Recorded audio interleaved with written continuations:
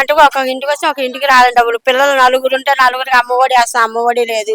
మనిషికి ఇంటికి 1500 ఆడవాళ్ళకి ఇస్తాను, అవి లేవు.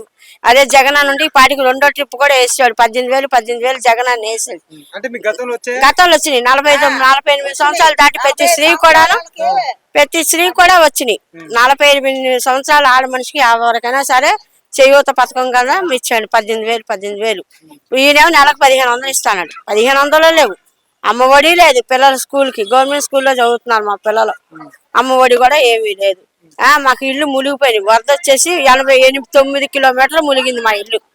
సీతారాం కాలనీ, ఇక్కడ కాదు ఎదర, 9 కిలోమీటర్లు మునిగింది. అయినా మాకు దిక్కు దేవాణం లేదు. అన్నం పొట్లాలు, వాటర్ ప్యాకెట్లు విమానాల నుంచి ఇసిరారు అంతే. అంటే మీరు పిల్లలు స్కూల్లో చదువుకుంటున్నారు అంటున్నారు కదా, స్కూల్ వ్యవస్థ అనేది గతంలో మీకు ఎలా? స్థితి చాలా బాగుందండి. ఇప్పుడు బాగానే ఉంది, స్టడీ బాగానే ఉంది. కాకపోతే మరి అమ్మ బట్టలు కుట్టించుకోవడా కానీ, మామూలు బుక్స్ కొనుక్కోవడా కానీ, అటుగాని మహా పేదవాళ్ళం కదా మేము. ఇప్పుడు ఏనే రాసిస్తున్నారు, అవి కొనుక్కోవాలంటే అమ్మ ఒడి అట్టగా లేదు కదా, మరి చేతితో మనం పెట్టుకొని కొనుక్కోవాల్సి వస్తుంది కదా. గతంలో మీకు అమ్మఒడి కట్టడానికి పడిందా? కట్టడం పడింది. ఇంకొకసారి 15,000 పడి, ఒకసారి 12,000 పడ్డాయి, ఒకసారి 13,000 పడ్డాయి.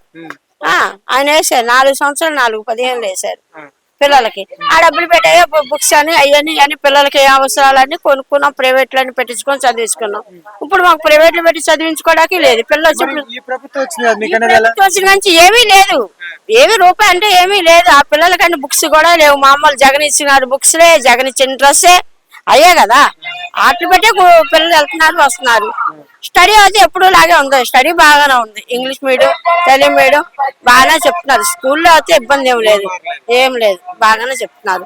ఫుడ్ లో కూడా బాగానే ఉంది. ఒకవేళ మీకు కానీ మళ్ళీ జగన్మోహన్ రెడ్డి గారు వస్తే ఎలా ఉండేది అంటారు? జగన్మోహన్ రెడ్డి గారు వస్తేనే బాగుంటదండి మా దృష్టిలో మట్టుకు. ఎందుకంటే మాకు ఆడవాళ్ళకే కానీ, ఇంటికే కానీ, దేనికైనా సరే ఆయన చేసిన తిని ఉపకారం మర్చిపోకూడదు.